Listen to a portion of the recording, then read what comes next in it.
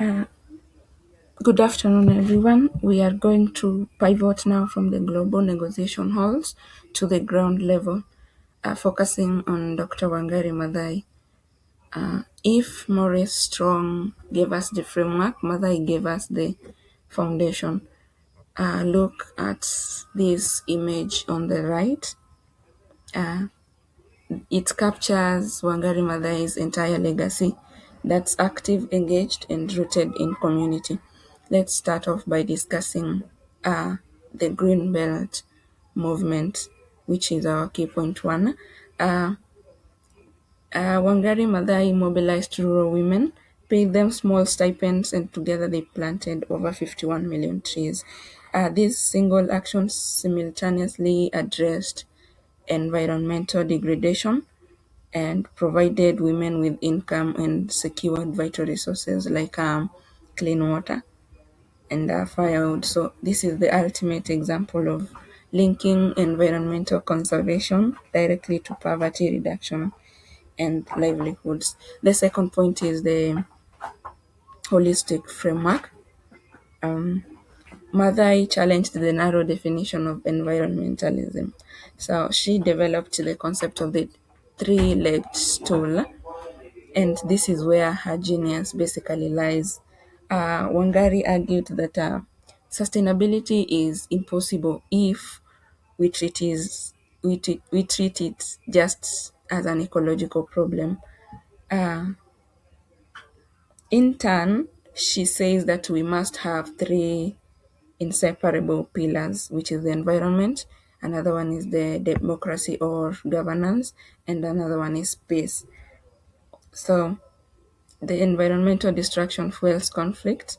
A lack of democracy allows leaders to exploit resources, something which has been witnessed here in Kenya. And so Wangari showed us that planting a tree is an act of peace, justice, and environmental protection all at once.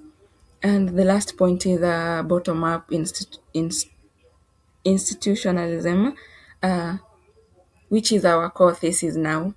Uh, it's actually the first point I decided to bring it last.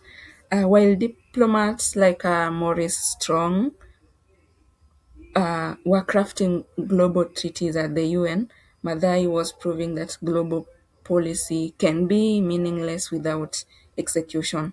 So she provided the essential counter perspective, which says that global policy must be rooted in immediate community-led action. So this focus on local empowerment and the role of women in environmental management directly informs the SDGs.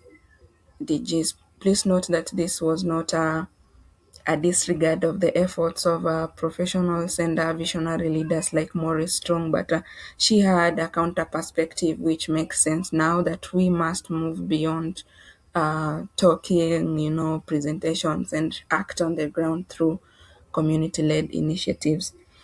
So to summarize her philosophy, let's reflect on this quote that's up at the bottom of the slide here. It says that you cannot protect the environment unless you empower the people who inform it, and you cannot empower them unless you give them equity.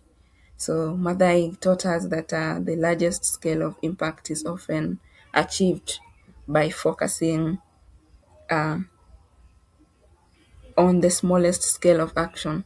So her legacy is not just the trees she planted, but in the a million of lives she empowered. So the reason I chose Wangari Maathai is that she has the Peace Award. Hence, we can put her together with the figures, the sustainable oriented figures, visionary leaders. Thank you for listening. My name is Sharon Rianga from Kenya.